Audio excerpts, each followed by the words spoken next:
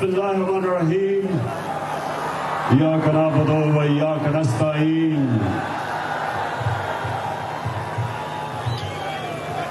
سب سے پہلے میں اپنی پنڈی اور اسلام آباد کی ٹیم کو مبارک دیتا ہوں، خراج تحسین پیش کرتا ہوں کہ آج دو شہروں نے وہ جلسہ کیا اسلام آباد کی پریڈ گراؤنڈ پہ جو اسلام آباد اور پنڈی کی تاریخ پہ ماشاءاللہ اتنا عوام کا سمندر کبھی نہیں دیکھا. تو مبارک ہو، خراج تحسین پیش کرتا ہوں آپ کو. اس کے بعد میں صرف ایک اپنے نوجوانوں آپ سب کے لیے ایک بات کہنا چاہتا ہوں، سب کے لیے جو اندر گھس بھی نہیں سکے یہاں آپ سب کو، اور وہاں اوپر بھی سب بیٹھے ہوئے ہیں. ایک چیز آپ نے دھیان رکھنی کہ ہماری فیملیز اور ہماری خواتین بیٹھی ہیں، آپ کی ذمہ داری آپ نے ان کا دھیان رکھنا ہے. یہ ہمارا دین ہے، ہمارا فرض ہے کہ ہم اپنی بہنوں بیٹیوں ماؤں کا ان کی عزت کریں اور ان کی رکھوالی کریں. تو یہاں میں دیکھ رہا ہوں کہ کراؤڈ زیادہ بن رہا ہے، آپ نے بڑا دیکھ کے ان کا دھیان رکھنا. میں آج سب سے پہلے 26 مئی کی صبح جب میں اسلام آباد پہنچا، صبح کو میں نے فیصلہ کیا کہ ہم دھرنا نہیں دیں گے. اور میں آج آپ سب کے سامنے یہ بتانا چاہتا ہوں کہ کیوں میں نے فیصلہ کیا. کیونکہ مجھے پتا تھا کہ اس دن جس طرح آج عوام کا سمندر آیا ہے، اس دن شام کو عوام کا سمندر نے آنا تھا. اور مجھے پتا تھا کہ لوگوں میں غصہ تھا اپنی پولیس کے خلاف اور رینجرز کے خلاف کہ انہوں نے صرف نوجوانوں کے اوپر شیلنگ نہیں صرف کی، انہوں نے عورتوں اور بچوں کے اوپر بے دردی سے جس طرح انہوں نے ظلم کیا. مجھے یہ پورا علم تھا کہ اس دن شام کو انتشار ہونا تھا، اس دن شام کو پولیس اور رینجرز کے سامنے میری قوم نے کھڑے ہو جانا تھا. میں نے اس لیے فیصلہ کیا کہ یہ قوم بھی میری ہے، پولیس بھی میری ہے، رینجرز بھی میرے ہیں. میں اپنی قوم میں انتشار نہیں پھیلانا چاہتا. میں تو صرف ایک مقصد کے لیے نکلا ہوں کہ امپورٹڈ حکومت نامنظور. میرا مقصد صرف نکلے کا ایک ہے کہ ایک امریکی سازش کے تحت یہاں کے میر جعفر اور میر صادق نے مل کے انہوں نے سازش کی، ایک 22 کروڑ عوام کی الیکٹڈ حکومت کو ہٹایا. اور اس کے بعد اس ملک کے بڑے بڑے ڈاکوؤں کو ہمارے اوپر مسلط کیا. میں تو صرف ایک وجہ سے نکلا تھا کہ میں پیغام دینا چاہتا تھا سب کو، سارے اداروں کو، کہ قوم کدھر کھڑی ہے، قوم کیا چاہتی ہے، اور قوم کسی صورت ان ڈاکوؤں کو تسلیم نہیں کرے گی. میں تو اس لیے نکلا تھا، میں تو اپنے ملک کے اداروں کے خلاف جنگ لڑنے نہیں نکلا. میں اپنے ملک کا नुकसान कराने नहीं निकला था। तो ये सारे जो इंपोर्टेड हुकूमत के लोग हो, सब कान खोल के सुन लो। मुझे पता तुम्हारी कोशिश क्या है। तुम चाहते हो कि हम अपनी फौज से लड़ पड़े। तुम ये चाहते हो कि हम अपनी फौज और अपनी अदलिया के सामने खड़े हो जाएं। कान खोल के सुन लो, इंपोर्टेड हुकूमत वालों, चेरी ब्लॉसम सुन लो,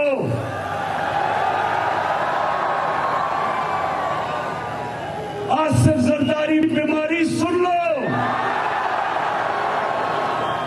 फजल रहमान डीजल सुन लो,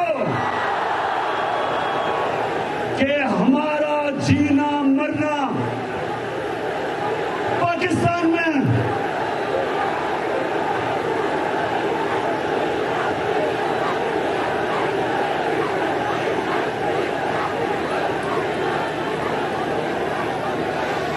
इमरान खान का कोई बाहर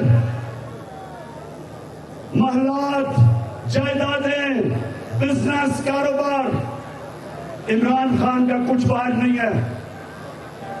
20 साल बाहर कमाई की, सारा कुछ बेच के आज मेरा मरना जीना पाकिस्तान में। कभी मैंने नहीं ये सोचा कि बाहर का पासपोर्ट ले लूं।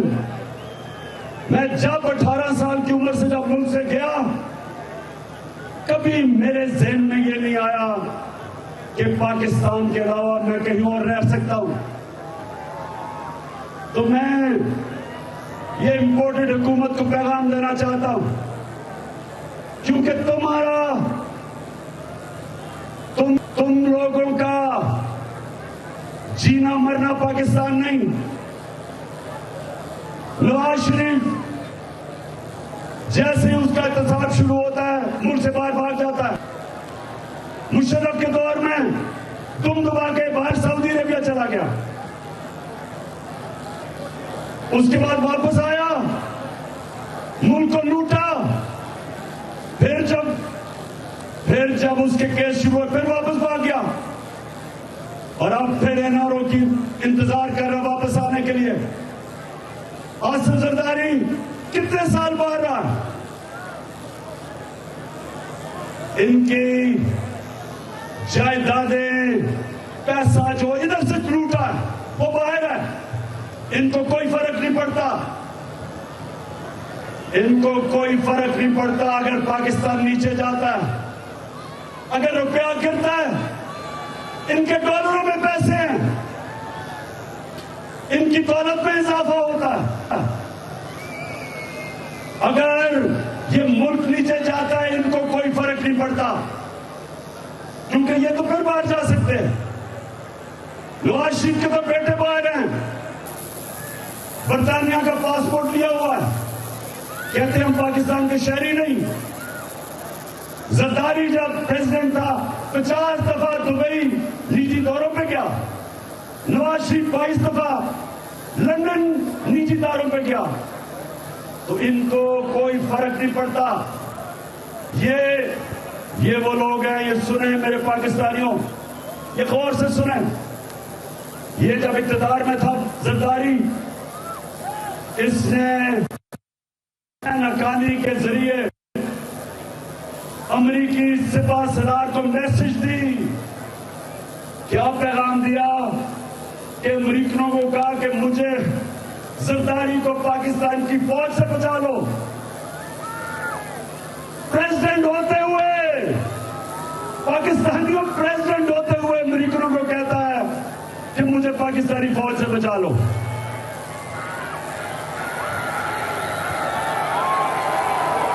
और दूसरी तरफ ये सुने जरा, दूसरी तरफ नवाज शरीफ ने हिंदुस्तान जब वो गया, हिंदुस्तान में उसने कश्मीरी हुर्रियत लीडर्स को नहीं मिला कि नरेंद्र मोदी नाराज ना हो जाए। और खटमंडू में जब छुप के सार की کی میٹنگ کی نریندر مودی سے تو اپنی فوج سے بچ کے کی. کشمیریوں پہ وہ ظلم کر رہے تھے, کشمیریوں پہ سوئے تھے نریندر مودی کی حکومت, اور یہ مودی کو گھر کے شادی پہ بلا رہا تھا. تو ہمیں پاکستانیوں, ہم جانتے ہیں ان کا کوئی فکر نہیں پڑتا اگر پاکستان نیچے جاتا ہے. اس لیے جب میں نے فیصلہ کیا کہ میں دھرنا نہیں دوں گا, وہ اس لیے کیا کہ ہمارا جینا مرنا پاکستان میں, ہماری فوج, ہمیں ضرورت ہے ایک طاقتور فوج کی, اس ملک کی ضرورت ہے. اور ہمیں پولیس, اگر پولیس نے جو ظلم کیا, وہ ساری پولیس ویسی نہیں ہے, اور اس کے اوپر میں بعد میں بات کروں گا. لیکن مجھے یہ پتا تھا کہ اگر میں اس دن دھرنا دے دیتا تھا, اور لیکن پاکستانیوں, آج نوجوانوں, خاص طور پہ آج آپ نے بات سنی, میں نے اس لیے آج آپ سب کو یہ دعوت دی کہ میں یہ ثابت کرنا چاہتا تھا کہ اگر یہ 25 کو ظلم نہ کرتے, پولیس چھاپے نہ مارتی, ٹیئر گیسنگ نہ کرتی, راستے نہ روکتی, تو اسی طرح عوام کا سمندر آنا تھا اسلام آباد. اور عوام کے سمندر نے صرف ایک چیز کہنی تھی, انہوں نے صرف ایک نعرہ لگانا تھا, امپورٹڈ حکومت نامنظور. کیونکہ قوم نہ یہ امریکہ کی سازش تسلیم کرتی ہے, اور نہ ان ڈاکوؤں کو جو 30 سال اس ملک کا پیسہ لوٹ رہے ہیں, نہ ان کو تسلیم کرتی ہے. اور ہم سب کو اپنے سارے ملک کے اداروں کو پیغام دینا چاہتے تھے, پرامن احتجاج کر کے جو ہمارا حق ہے, انہوں نے ہمیں وہ احتجاج نہیں کرنے دیا. اور آج ساری قوم دیکھ لے کہ صرف یہاں نہیں ہماری قوم جمع, پشاور میں لوگ جمع ہوئے ہیں, آج لاہور میں 4 جگہ پہ جمع ہوئے, کراچی میں, ملتان میں, پاکستان میں ہماری قوم نکلی ہوئی ہے. اور آپ کو, اداروں کو ایک پیغام دے رہی ہے کہ پرامن احتجاج آپ کو ایک پیغام دے رہا ہے. ابھی بھی وقت ہے کہ ان چوروں سے اس ملک کو بچا لو, کہ ہم سب کے ہاتھ سے گیم نہ نکل جائے. چاہو بھی نہیں تو نہیں روک سکو گے. اور تو پاکستانیوں, دوسری چیز میں آج آپ کو کہنے آیا تھا, دیکھیں پاکستانیوں, غور سے میری بات سننا, کیونکہ میں پاکستان کے ساتھ بڑا ہوا ہوں. میرے ماں باپ ایک غلام ملک میں پیدا ہوئے تھے, ہندوستان میں انگریزوں کی غلامی تھی. ہمیشہ انہوں نے مجھے بتایا کہ تم کتنے خوش قسمت ہو کہ تم ایک آزاد ملک میں پیدا ہوئے. تو میرے نوجوانوں, سب سے پہلے مجھے آپ کو یہ سمجھانا ہے کہ کیوں ہمیں آزادی چاہیے تھی انگریز سے, کیوں قائد اعظم نے کیوں جدوجہد کی تھی ایک آزاد ملک کے لیے. کیونکہ انگریز کے زمانے میں تو بہتر قانون چلتا تھا, نظام بہتر چلتا تھا. ہمارے بڑے بتاتے ہیں چوری کم تھی, قانون کی بالادستی تھی, بہتر تھی. تو کیوں ہم نے آزادی مانگی؟ ہم نے آزادی, سن لو پاکستانیوں, ہم نے اس لیے مانگی ہمارا اللہ سے دعویٰ ہے کہ لا الہ الا اللہ. یہ ہمارا اللہ سے دعویٰ کہ اللہ تیرے سوا ہم کسی کے سامنے نہیں سر جھکاتے. علامہ اقبال نے جو شاہین، اقبال کا شاہین کیا تھا؟ اقبال کا شاہین تھا جو زنجیریں توڑ کے اوپر چلا جاتا تھا، پرواز اوپر تھی. کوئی قوم، کوئی غلام قوم بڑے کام نہیں کر سکتی. غلام قوم اچھے غلام رہتے صرف آزاد قومیں بڑا کام، بڑا نام بناتی. اور ہمارا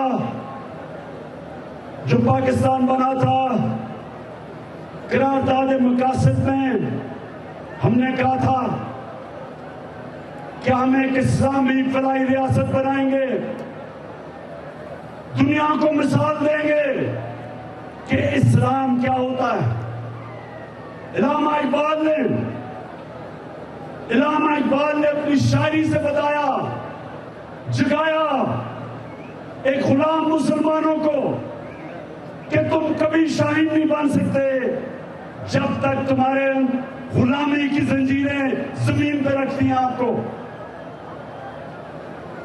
اللہ قرآن میں کہتا ہے کہ میں نے تمہیں اپنی عظیم مخلوق بنایا ہے، اشرف المخلوقات. اور جب انسان پرواز کرتا ہے فرشتوں سے اوپر چلا جاتا ہے. شیطان کو کہا کہ آدم کے سامنے جھکو کیونکہ اس میں بڑی صلاحیتیں ہیں. لیکن قرآن یہ بھی کہتی ہے کہ جب ایک انسان گرتا ہے تو جانوروں سے بھی نیچے چلا جاتا ہے. مولانا رومی نے جو کہا کہ جب اللہ نے تمہیں پار دیے کیوں چونٹیوں کی طرح رینگ رہے ہو زمین پہ، تو لا الہ الا اللہ تیریں توڑ دیتا ہے، انسان کو اوپر لے جاتا ہے، چھوٹے انسان کو بڑا انسان بنا دیتا ہے، انسان میں غیرت دے دیتا ہے. انسان میں غیرت آ جاتی ہے جب وہ کہتا ہے کہ اللہ تیرے سوا میں کسی کے سامنے نہیں جھکوں گا. تو اس لیے بنا تھا پاکستان. ہم انگریز کی غلامی سے آزادی چاہتے تھے، لیکن قائد اعظم نے کہا کہ ہم یہ نہیں چاہتے کہ انگریز کی غلامی کے بعد ہندوؤں کی غلامی کریں، اس لیے پاکستان بنا تھا. لیکن آج ہم نہ ہندوؤں کی غلامی کر رہے ہیں نہ انگریز کی. لیکن آج اگر ہم نے امریکنوں کی غلامی کرنی تھی تو پھر آزادی کی جنگ کیوں لڑی؟ میں نے جب پرائم منسٹر تھا تو میں نے فیصلہ کیا تھا کہ ہم نبی صلی اللہ علیہ وسلم کی سیرت اسکولوں میں بچوں کو پڑھائیں گے. کیوں پڑھانی تھی؟ اس لیے کہ ہمارے بچوں کو پتا چلے کہ وہ مدینہ کی ریاست میں وہ کیا انقلاب آیا تھا کہ دنیا کی تاریخ بدل گئی. تو پاکستانیوں یہ سنو بات کہ انہوں نے لوگوں کو آزاد کیا تھا، اور وہ آزاد لوگ انہوں نے دنیا کی امامت کی تھی. تو ہم جو آج پاکستان میں ہم جو نکلے ہوئے ہیں، ہم صرف پیغام یہ پہنچانا چاہتے ہیں کہ یہ امریکوں کے غلاموں کو، ان چوروں کو یہ قوم کبھی تسلیم نہیں کرے گی.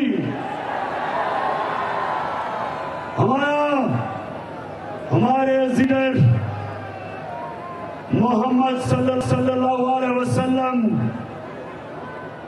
انہوں نے جب تھوڑے سے مسلمان تھے، 2 سپر پاور تھی، انہوں نے ایک خط لکھا ایک سپر پاور کو، رومن ایمپائر کو، دوسرا جو پرشین ایمپائر تھا، انہوں نے پیغام دیا.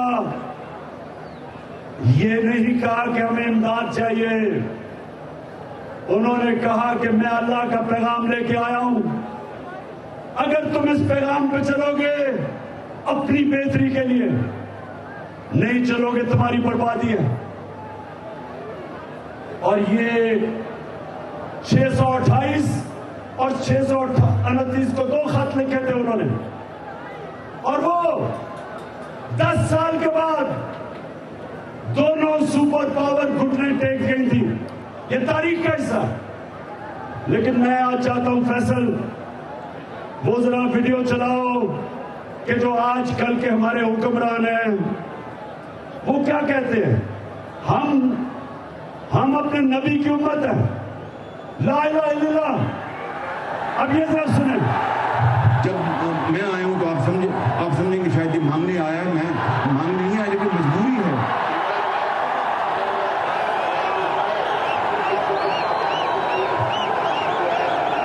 آواز نہیں آ رہی, آواز نہیں آ رہی. ہمارے انتہائی مخصوص ہیں.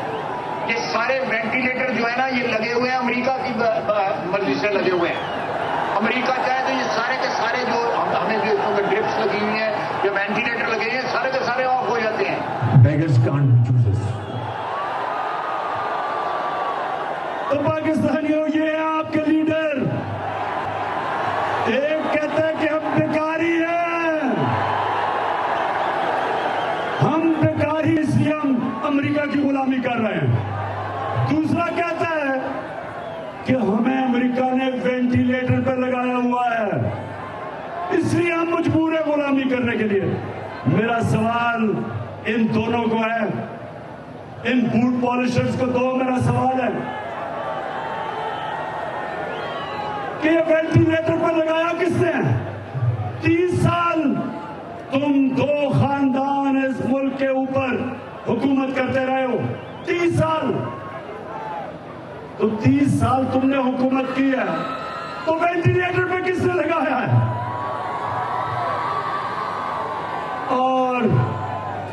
اور ہمارا کرائم منسٹر کہتا ہے کہ ہم تو بیکاری ہیں. اب مجھے یہ بتاؤ, اب یہ ذرا پاکستانی یہ بتاؤ کہ کہاں قائد اعظم محمد علی جناح, کہاں پاکستان کا نعرہ کہ پاکستان کا مطلب کیا,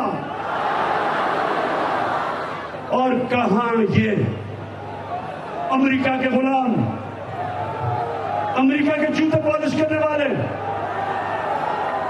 کہتے ہیں ہم امریکہ کے بغیر زندہ نہیں رہ سکتے. تو میں آج اب سب کے سامنے دیکھیں پاکستانیوں, آج میں پیغام سب کو دینا چاہتا ہوں کہ اگر کسی کا یہ خیال ہے کہ ہماری خوددار اور غیرت مند قوم ان کو مان جائے گی جو پیسے کے بت کی پوجا کرتے ہیں. پاکستانیوں ایک بات سنو, میں ذرا غور سے آخری شروع میں میری بات سنو, ابھی اور باتیں کر رہی ہیں. میں جب اس دنیا سے جاؤں گا میں اپنے اللہ سے, اللہ کے سامنے جب جاؤں گا تو میں صرف ایک چیز چاہتا ہوں کہ میں یہ چاہتا ہوں کہ جب میں دنیا سے جاؤں تو میرے جو نوجوان ہیں, میری قوم, وہ لا الہ الا اللہ کا مطلب سمجھ جائے. لا الہ الا اللہ کا مطلب, اس کا یہ مطلب ہے کہ اللہ تیرے سوا میں کسی کے سامنے نہیں جھکتا. اس کو بھی سمجھ جاؤ. بت صرف مٹی کے نہیں ہوتے, یہ نہیں کہ مورتی ایک بت ہو اور اس کی صرف پوجا کرنا شرک ہے. جو چیز جدھر آپ اپنے ضمیر کی قیمت لگا دیتے, جدھر آپ اپنے ضمیر کو بیچتے ہیں وہ شرک ہے. جدھر سچ اور حق کے راستے میں آپ کوئی بھی چیز لے آتے ہیں وہ شرک ہے. سب سے بڑا بت, پاکستانی اور نوجوانوں سن لو, سب سے بڑا بت خوف کا بت ہے. خوف لوگوں کو غلام بنا دیتا ہے. کبھی آج تک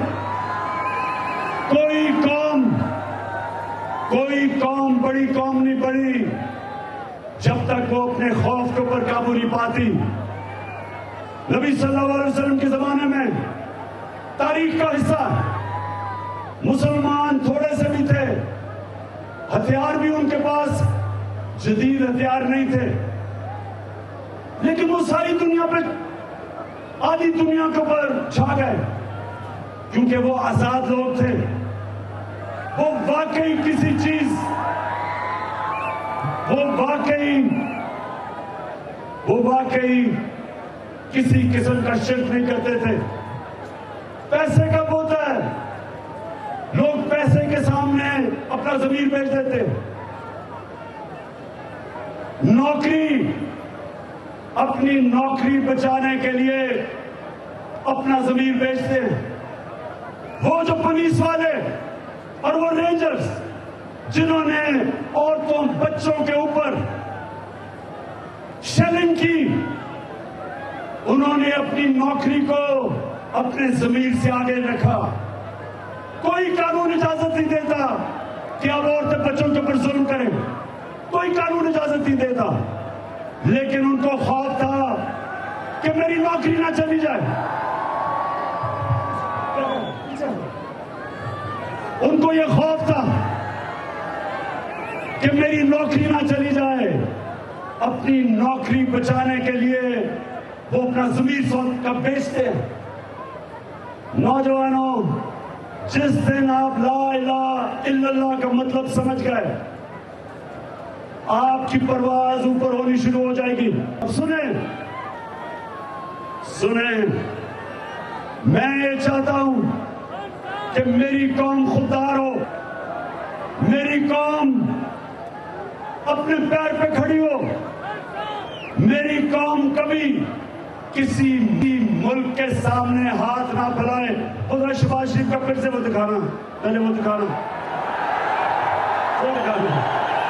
جب میں آیا ہوں تو آپ سمجھیں کہ شاید یہ مانگنے آیا ہے. میں مانگنے نہیں آیا, لیکن مجبوری ہے.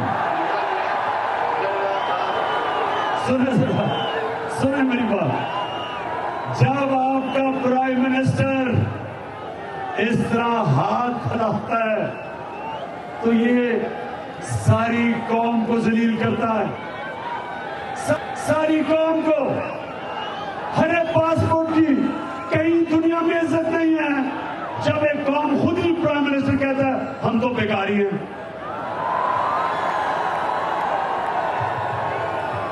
یہ ہے بیکاری. یہ پیسے کے خدا کی پوجا کرنے والے, ان کے پیسے پڑے ہیں باہر, ان کے اربوں ڈالر باہر پڑے ہیں, ان کی جائیدادیں باہر ہیں, بینک باہر, بیلنس باہر ہیں, ان کی بزنس باہر ہے, ان کی چھٹیاں ہیں. ان کے بچے بیٹے کہتے ہیں 3 دفعہ پرائم منسٹر ہے, بیٹے کہتے ہیں جی ہم تو پاکستان کے شہری نہیں, ہم تو برطانیہ کے شہری ہیں.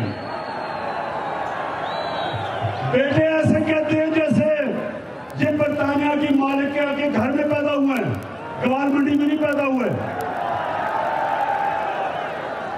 تو پاکستانیوں, یہ میں آج آپ کو اس لیے بلایا ہے کہ میں چاہتا ہوں کہ ہماری قوم خوددار قوم بنے. ہم کبھی اس طرح کے چوروں کے سامنے یہ ہمارے اوپر مسلط نہ ہو. اچھا, اب دوسری چیز, اب ذرا سنیں. پہلی تو تکلیف ہوئی کہ امریکہ نے سازش کی,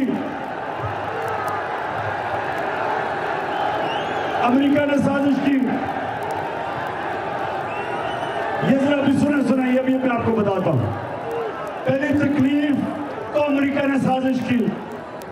دوسری تکلیف کیا ہے کہ سازش کر کے اس قوم کی اتنی بڑی توہین کی کہ اس ملک کے بڑے بڑے ڈاکو کو ہمارے اوپر مسلط کیا.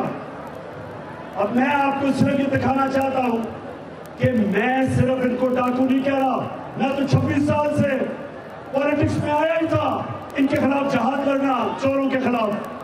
لیکن میں آج آپ کو بتانا چاہتا ہوں کہ یہ ایک دوسرے کے متعلق کیا کہتے تھے, باہر کے اخبار ان کے اوپر کیا کہتے تھے.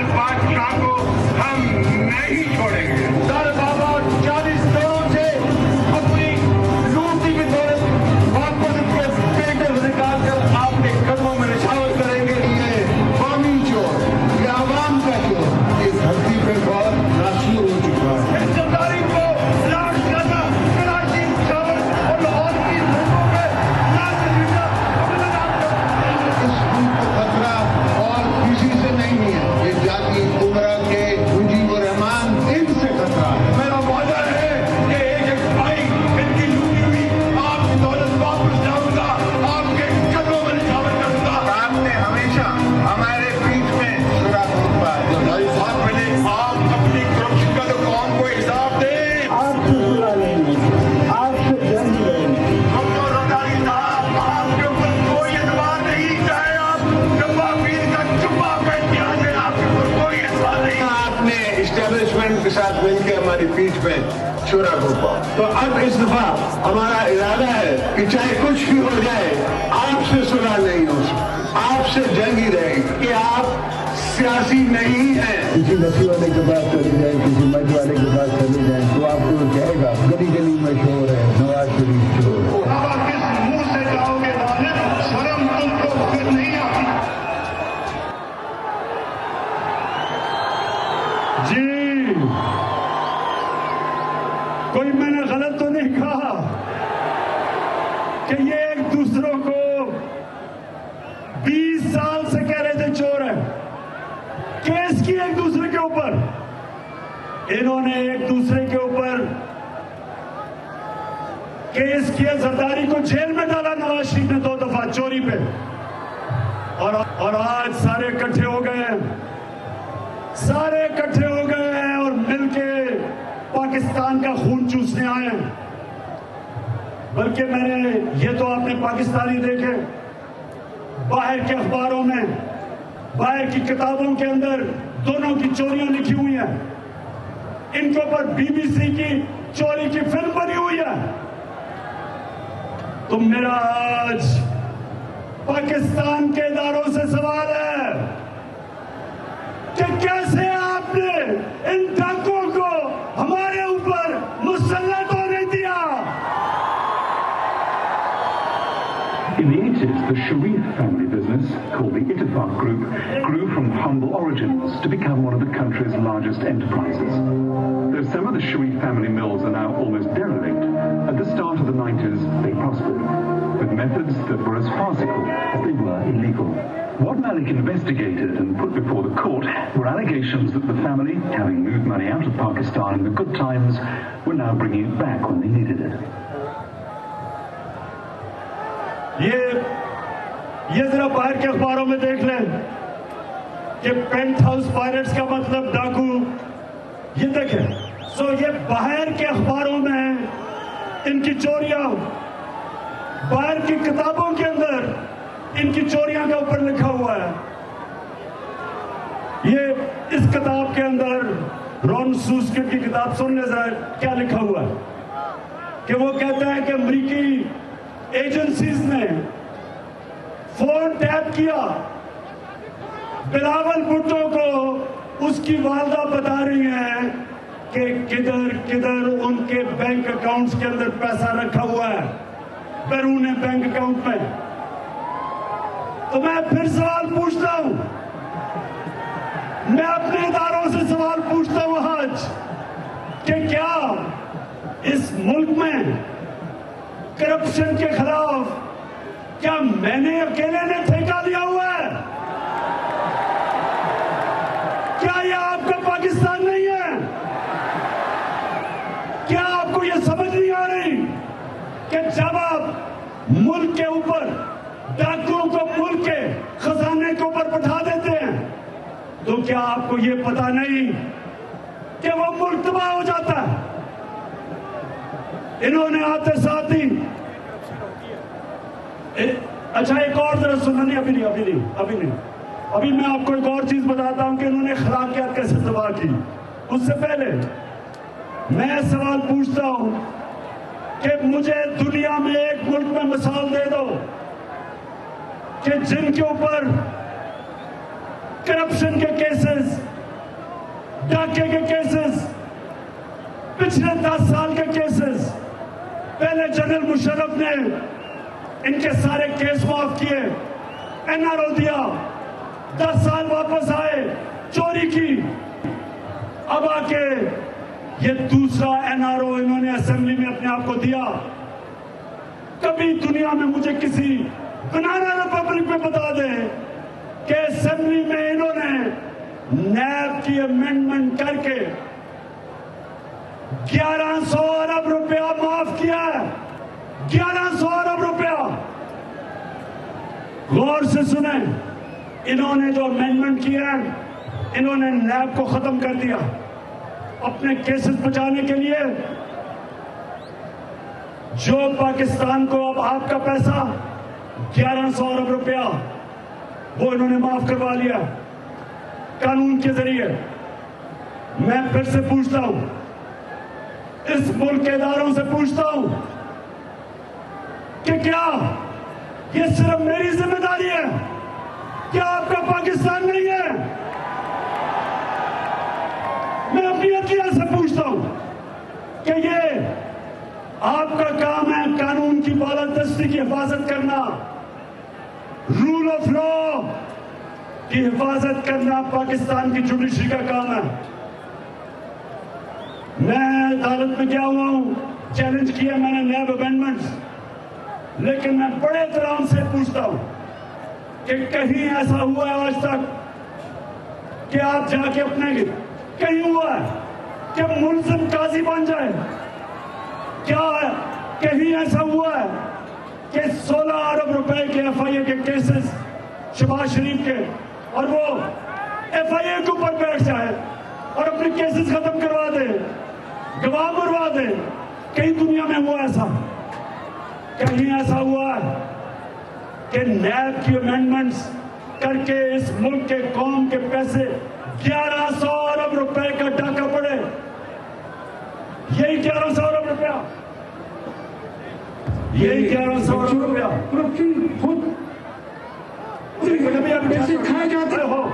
ٹھہر جاؤ اس کو۔ 1100 ارب روپیہ، اگر یہ اس سے آدھا بھی پیسہ ہم سبسڈیز دے دیں، ہم بجلی کم کر سکتے ہیں، ہم گیس کی قیمت کم کر سکتے ہیں، ہم پٹرول کی قیمت کم کر سکتے ہیں، اور فضل الرحمان کی بھی قیمت کم کر سکتے ہیں۔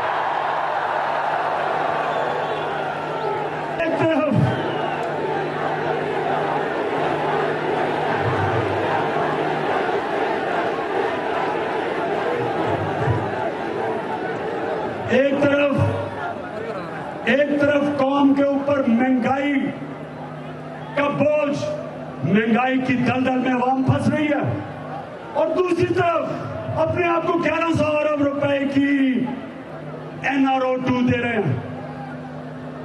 میں اپنے نیوٹرل سے پوچھنا چاہتا ہوں،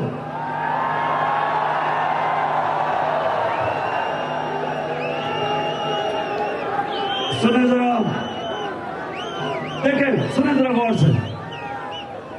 ہمارے دین میں اللہ نے جتنے بھی اپنے پیغمبر بھیجے تھے، ان سب نے ایک بات کی تھی کہ ہماری آخرت اس چیز کے اوپر ہے کہ جتنا اللہ ہمیں دیتا ہے اس کے مطابق ہم انسانیت کی خدمت کیسے کرتے ہیں۔ جو بھی اللہ کا دین ہے، ہمارا دین، مسیحیوں کا دین، یہودیوں کا، ہندوؤں کا، جس کا بھی دین ہے، ان سب کو ایک ہی پیغام ملا تھا کہ آپ کا دنیا میں امتحان صرف ایک ہوگا کہ جتنا بھی اللہ آپ کو نوازے گا اس سے آپ انسانیت کے لیے کیا کرتے ہیں۔ عمران خان سے جب اپنے اللہ رب کے سامنے کھڑا ہوں گا، وہ کہے گا میں نے تمہیں تو دی، کھیلوں کی گراؤنڈ میں دی، شہرت دی، بتاؤ تم نے اس شہرت سے انسانیوں کا کیا خدمت کی۔ اسی طرح جو عدلیہ ہے، ججز سے اللہ پوچھے گا کہ میں نے تمہیں اتنا بڑا مقام دیا، میری زمین پہ انصاف قائم کرنے کے لیے. بتاؤ آپ نے میری زمین پہ انصاف قائم کیا یا نہیں؟ کیا آپ نے کمزور کو طاقتور سے تحفظ دیا یا نہیں؟ کیا آپ طاقتور کو قانون کے نیچے لے کے آئے یا نہیں؟ وہ پوچھیں گے آپ سے کہ میرے نبی صلی اللہ علیہ وسلم نے تقریباً 1500 سال پہلے کہا تھا کہ وہ قوم تباہ ہو جاتی ہے جدھر چھوٹا چور جیل میں جاتا ہے اور بڑا ڈاکو NRO لے لیتا ہے، وہ قوم تباہ ہو جاتی ہے. یہ 1500 سال پہلے میرے نبی نے کہہ دیا تھا. تو کیا آج میری عدلیہ سے اللہ نہیں پوچھے گا کہ یہ بیچارے جیلوں کے اندر چھوٹے چھوٹے لوگ جیلوں میں پڑے ہیں، بینز چور، موٹر سائیکل چور، وہ تو جیلوں میں ہیں. تو جنہوں نے اس ملک کو لوٹا، آپ نے کیسے ان کو NRO 2 لینے دیا؟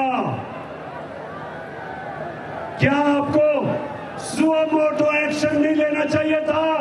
کون کو لوٹ رہے ہیں؟ وہ دن دہاڑے لوٹ رہے ہیں.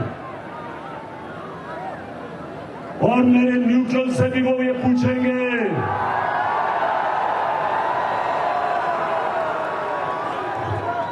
اللہ کہے گا کہ نیوٹرلز، بڑی اچھی بات آپ نے کی کہ آپ سے نیوٹرل رہنا چاہتے ہیں، بہت اچھی بات کی آپ نے، لیکن طاقت آپ کے پاس ہے، طاقت تو آپ کے پاس ہے. کیسے آپ نے ان چوروں کو ملک کے اوپر مسلط ہونے دیا؟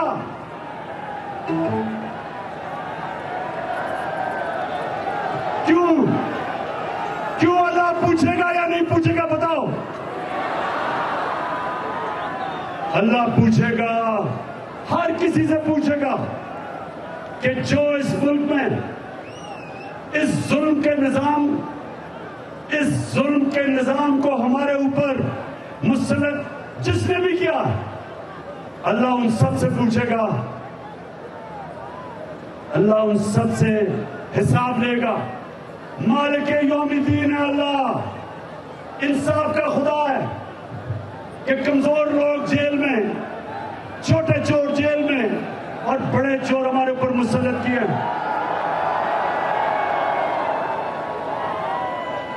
اچھا، اب ایک اور کہ اللہ کا حکم ہے امر بالمعروف، اس کا حکم ہم سب کو ہے کہ تم نے اچھائی کے ساتھ کھڑے ہونا ہے، رائے حق پہ کھڑے ہونا ہے، اور تم نے برائی اور بدی کے خلاف جہاد کرنی ہے. اللہ کا حکم ہے کہ تمہیں اجازت ہی نہیں نیوٹرل ہونے کی. اچھائی اور برائی کے بیچ میں آپ نے فیصلہ کرنا ہے. تو جو آج اوپر لوگ بیٹھے ہوئے ہیں، سب سے بڑا ظلم چوری کے علاوہ وہ اس ملک کی اخلاقیات تباہ کر رہے ہیں، اچھے برے کی تمیز ختم کر رہے ہیں. میں آپ کو چاہتا ہوں کہ وہ آپ دکھائیں ان کو ذرا. بچوں، کرپشن ہوتی ہے، پیسے کھائے جاتے ہیں، یہ ریت پڑھنے دیں، اس ریت کو مضبوط ہونے دیں، یہی پاکستان کا مقدر کامیاب کرے گا. تو آج جو سب سے بڑا سبق ہے وہ یہ ہے کہ آپ کو میں دنیا میں بہت سے ممالک گنا سکتا ہوں کہ جنہوں نے ہماری جتنی کرپشن کے باوجود ترقی کر لی ہے. اساسی آمدن کے مطابق نہیں تو تمہیں اس سے کیا؟ نواز شریف کی پھر عدلیہ پر نکتہ چینی.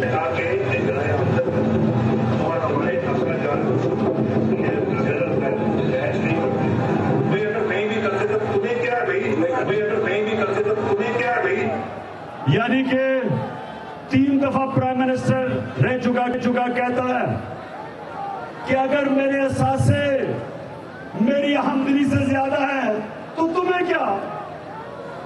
تو میرے پاکستانیوں، یہ صرف پیسے کی چوری نہیں، یہ اس ملک کی اخلاقیات، ہماری اخلاقیات تباہ کر رہے ہیں.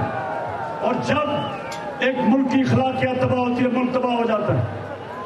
تو میں آج نوجوانوں سنو ذرا میری بات. اب میں آپ سب سے ایک بات پوچھتا ہوں کہ کیا یہ امپورٹڈ سیٹ اپ، کیا یہ پاکستان کے اوپر جو مسلط کیا گیا، ذرا آج ہاتھ کھڑا کر کے بتائیں کہ کیا آپ اس کے خلاف جدوجہد کریں گے؟ ہاتھ کھڑا کر کے بتائیں۔ پاکستانیوں، آپ پرامن جدوجہد کے لیے تیار ہیں؟ پھر کھڑا کر کے ہاتھ پڑھیں۔ میں چاہتا ہوں یہ سب دیکھ لیں، میرے ملک کے سارے لوگ دیکھ لیں کہ یہ ملک ان چوروں کو تسلیم نہیں کرنے لگا۔ آپ جو مرضی کر لیں، جس طرح لوگوں کو ڈرایا جا رہا ہے، خوف۔ میں آج خاص سے پوچھنا چاہتا ہوں،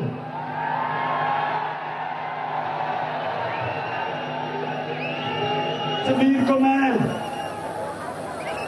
35 سال سے جانتا ہوں، میرے اس نے تنقید کی، میرے مذاق اڑایا اس نے ان 35 سالوں میں، لیکن میں نے ہمیشہ ایاز امیر کی عزت کی، کیونکہ اس نے کبھی اپنے ضمیر کا سودا نہیں کیا۔ وہ ایک سچا آدمی ہے، وہ ایک ایسا دانشور ہے جو ایک قوم کا اثاثہ ہوتا ہے، اس کو کوئی لفافہ خرید نہیں سکتا۔ ایاز امیر وہ آدمی ہے جو اپنی پوری کوشش کرتا ہے اپنی لکھائی سے کہ کسی طرح میری قوم کی اصلاح ہو جائے۔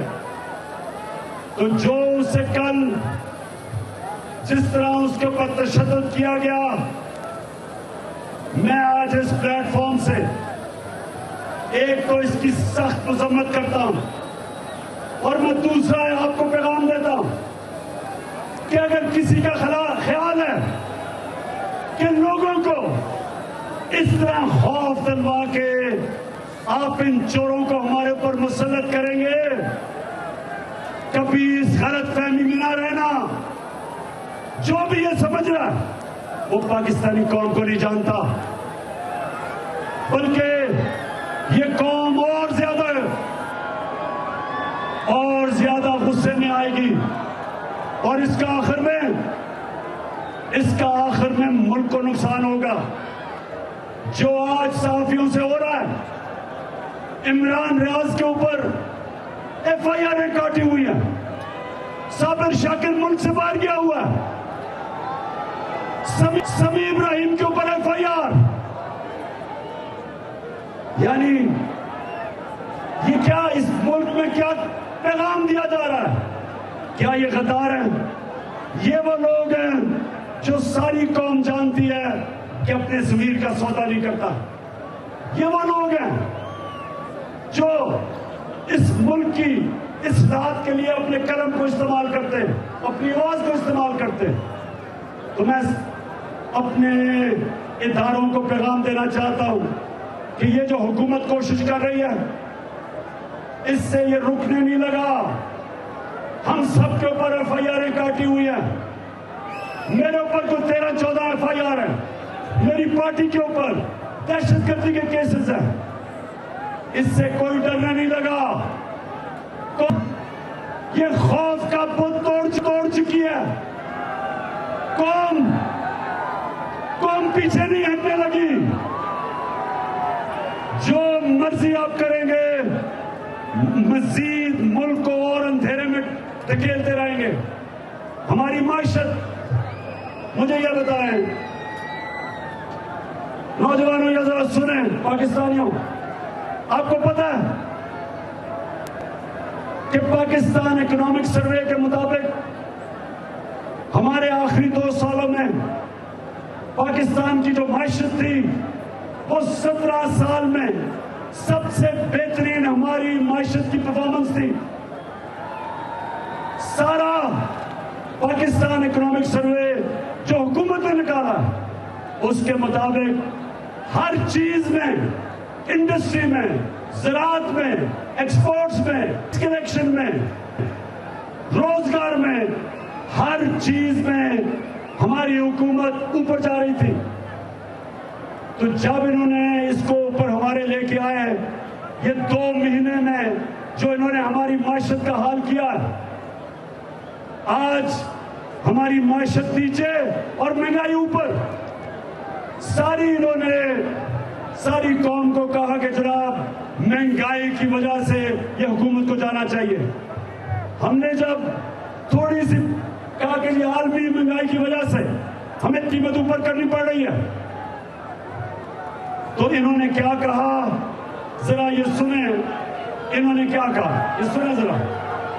तेल की जो कीमत है हुकूमत को 70 रुपए फी लीटर कमी करनी चाहिए, इसलिए 70 रुपए फी लीटर अगर आप तेल की कीमत कम कर दे तो हुकूमत को कोई नुकसान नहीं। आज पेट्रोल 138 रुपए लीटर है, पेट्रोल कौन है? ये कहना कि पूरी दुनिया के अंदर ये चीज महंगाई है वो गलत है। इन्फ्लेशन होता है आपकी जब एनर्जी महंगी होती है, जब आप पेट्रोल महंगा करते हैं, जब आप बिजली महंगी करते हैं। 12 रुपए फी लीटर पेट्रोल की कीमत में इजाफा आवाम के लिए महंगाई की लहर लेकर आएगा। इस वक्त 137 रुपए का लीटर कौन आदमी पाकिस्तान में सख्त किसकी इसकी जेब में इतने पैसे हैं कि वो खरीद सकता है? मुस्लिम लीग नून और अपोजिशन पीडीएम 1 पैसे की भी मजीद पेट्रोल की कीमत बढ़ाने की इजाजत हुकूमत को नहीं देगी। डीजल के ऊपर हुकूमत पाकिस्तान को 1 लीटर के ऊपर 70 रुपए नुकसान हो रहा है, उसके ऊपर 30 रुपए लेवी लगनी चाहिए थी, तो 70 और 30 यानी कि 100 रुपए यहाँ से बढ़ने चाहिए और उसके ऊपर सेल टैक्स लगना चाहिए। 150 रुपया डीजल का बढ़ाना पड़ेगा और 100 रुपया पेट्रोल का बढ़ाना पड़ेगा। जो हमने ये पेट्रोल की प्राइस बढ़ाई है, जो डीजल की प्राइस बढ़ाई है, उससे पाकिस्तान को दिवाली से बचाया है। दूसरा बकाया किस्म बताए तेल की सब्सिडी दी, कौन सा ऐसा मुल्क है जो इस वक्त तेल की जो है वो सब्सिडी दे रहा है? पिछली हुकूमत ने तेल और पेट्रोल की कीमतें आलमी मंडियों में आसमान से बातें कर रही थी, मगर नहीं, तेल और इसके पेट्रोल की कीमतें जो बाहर से हम इम्पोर्ट करते हैं और वो आसमान से बातें उनकी कीमतें कर रही थी और हैं, अब और भी बढ़ गई हैं। उनकी कीमतें कम कर दी,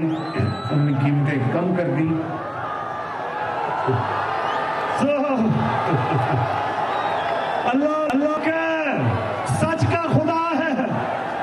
पहले कह रहे थे कि जी बड़ा इन्होंने 12 रुपए तेल बढ़ाया, तेल की कीमत बहुत ज्यादा महंगाई कर दी, और इख्तियार में आके कहते जी इन्होंने तो तेल की पेट्रोल की कीमत कम की हुई थी। पहले कह रहे थे कि मैं ये सिर्फ आपके सामने ये प्ले कर रहा हूं कि क्योंकि महंगाई इनका मसला नहीं था, इन्होंने अपनी चोरी बुछारी थी, एनआरओ लेना था। और ये आप देख लें कि आज इन्होंने जो कीमतें बढ़ाई है, कहते जी IMF है। आपको तो IMF सिर्फ 2 महीने टकरा है, 1.5 साल IMF से हम उनके साथ डील कर रहे थे। 2.5 साल हम IMF के साथ थे, और उन्होंने जब हमें कीमतों का कहा तो आपके सामने अगर वो क्लिप है, हमने 10 रुपए कीमत कम की, हमने अपने लोगों को बचाया, और इन्होंने आते साथ ही कीमतें आज आसमानों पे कर दी, क्योंकि महंगाई इनका इशू नहीं है। और ये अभी महंगाई और होगी। अभी तो आपका डीजल पेट्रोल बढ़ा है, अभी तो मुझे अफसोस है कि आपको बिजली के बिल आने हैं। सो पाकिस्तानियों, मैं अपनी तकरीर के एंड में पहुंच रहा हूं, तो मैं 3-4 बातें करूंगा आपसे। सबसे पहली बात कि देखें, हम भी IMF में थे, आलमी मंडी के अंदर कीमतें तब भी ऊपर थी, पिछली गर्मियों से ऊपर। कोरोना के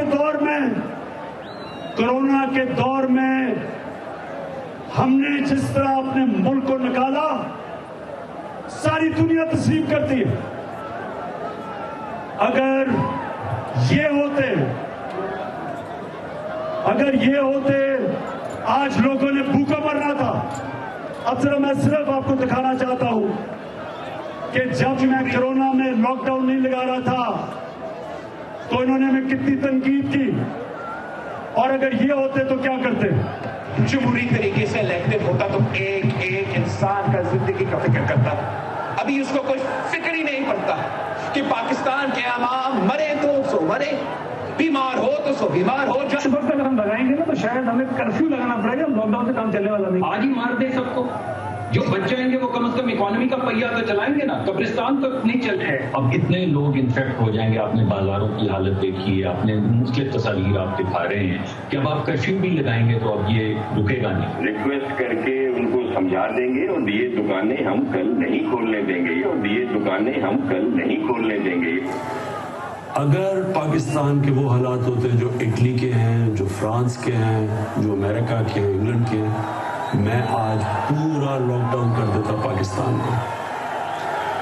لیکن ہمارا مسئلہ کیا ہے؟ 25% پاکستانی غربت کی لکیر سے نیچے ہیں, جس کا مطلب وہ 2 وقت کی روٹی نہیں کھا سکتے. آج اگر میں پورا لاک ڈاؤن کرتا ہوں تو اس کا مطلب کیا ہے؟ اس میرے ملک کے رکشہ چلانے والے, چھابڑی والے, ریڑی والے, ٹیکسی والے, چھوٹے دکاندار, دیہڑی والے, یہ سارے گھروں میں بند ہو جائیں گے.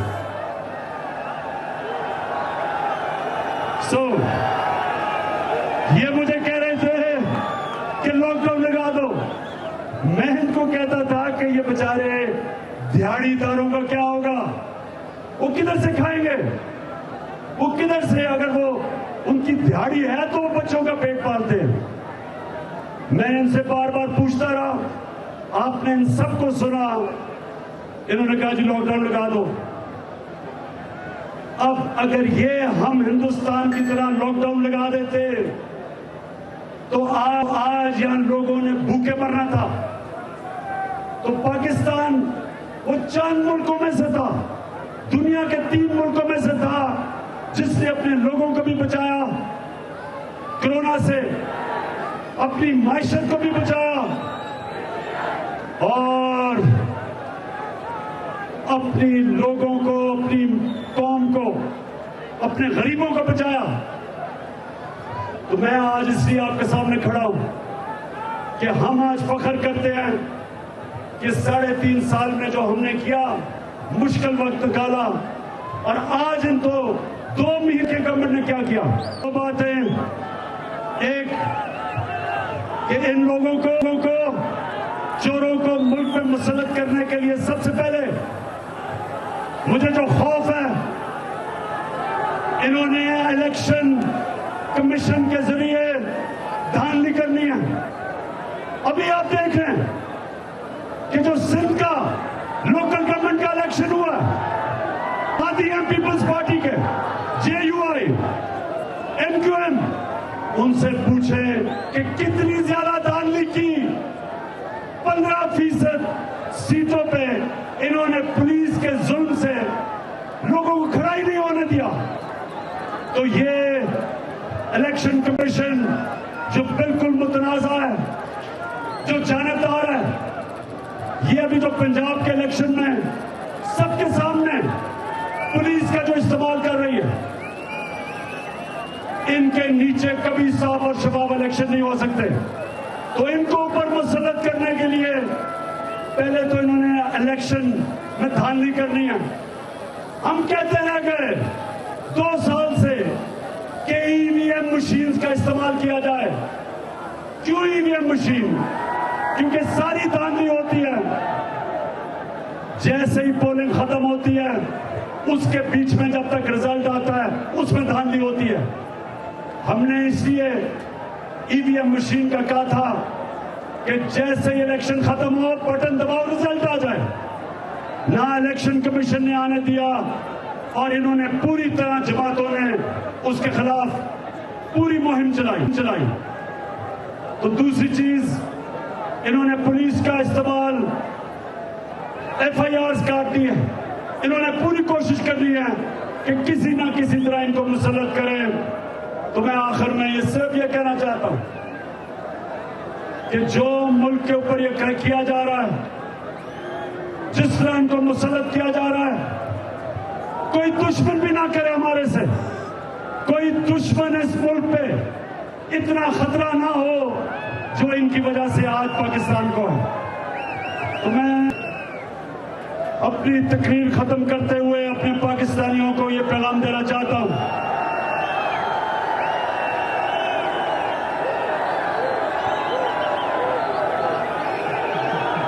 میرے پاکستانیوں،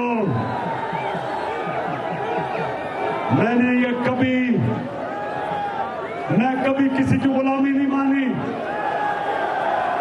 میں کبھی کسی کے سامنے نہیں جھکا، اور میں چاہتا ہوں کہ آپ سب کے دلوں میں لا الہ الا اللہ اسی طرح آ جائے جو میرے دل میں ہے، کہ آپ بھی کبھی کسی کی غلامی نہیں قبول کریں گے، آپ کبھی کسی کے سامنے سر نہیں جھکائیں گے، آپ ایک غیرت مند قوم بنیں گے، آپ وہ قوم بنیں گے جو ہر مشکل وقت اللہ کے اوپر ایمان رکھ کے محنت کر کے ہر مشکل وقت سے آپ نکلیں گے، لیکن آپ کبھی کسی کے سامنے نہیں جھکیں گے، کبھی بھی ایک امپورٹنٹ حکومت کو کبھی بھی آپ نہیں مانیں گے، امپورٹنٹ حکومت نامنظور ہم کبھی تسلیم نہیں کریں گے، اور اگر انہوں نے جو مرضی حربہ استعمال کیا، چاہے یہ الیکشن کو دھاندلی کریں، چاہے یہ پولیس کا استعمال کریں، یہ ساری قوم کبھی ان چوروں کو نہیں مانے گی۔ میں اپنے نوجوانوں، میں آج سب کو کہنا چاہتا ہوں کہ ہمارے اب 20 الیکشن ہیں، بائی الیکشن پنجاب میں، ہم نے پاکستانیوں ہم نے مل کے دھاندلی کے باوجود ان کو شکست دینی ہے۔ میں پھر سے یاد کرا دوں، بڑی پرانی بات ہے، میں واحد پاکستان کا کرکٹ کیپٹن ہوں جو ہندوستان میں گیا، ان کے امپائروں کے باوجود ہندوستان کو ہرا کے آیا تھا۔ اس کے علاوہ نہ کبھی ہندوستان پاکستان میں جیتا ہمارے امپائروں کے ساتھ، اور نہ ہم کبھی ہندوستان میں جیتے ان کے امپائروں کے ساتھ۔ صرف ایک دفعہ میں نے کپتانی کی ہندوستان میں، اور وہ واحد کپتان ہوں جو ہندوستان سے امپائروں کے باوجود ہندوستان سے جیت کے آیا۔ اب میرا ساری قوم تیار ہو جائے، یہ جو الیکشن ہے پنجاب کا، یہ جو پنجاب کا الیکشن ہے، یہ صرف اور صرف دھاندلی سے جیتیں گے۔ عوام ساری ان کے خلاف ہے، یہ باہر نکلتے ہیں تو عوام یا لوٹے پکڑا دیتی ہے، یا ان کو کہتی ہے چور ہے یا غدار ہے۔ عوام ان کے ساتھ نہیں ہے، امپائر ان کے ساتھ ہے۔ تو ساری قوم سن لو، پنجاب میں آج سن لو، ہم نے ان کے امپائروں کے باوجود ان چوروں کو شکست دینی ہے۔ پنڈی میں تیار ہو، پنڈی کے لوگ، یہاں بھی الیکشن ہے، تیار ہو۔ میں پھر سے آخر میں اپنی ٹیم کو، آپ کو مبارک دیتا ہوں، خراج تحسین پیش کرتا ہوں پنڈی اور اسلام آباد کو، اور جو باہر سے بھی ہمارے علاقے سے لوگ آئے ہیں، میں سب کو آج آپ کا شکریہ ادا کرتا ہوں، آپ کو خراج تحسین پیش کرتا ہوں، اور انشاءاللہ آپ کو ابھی سے ہی مبارک دے دیتا ہوں۔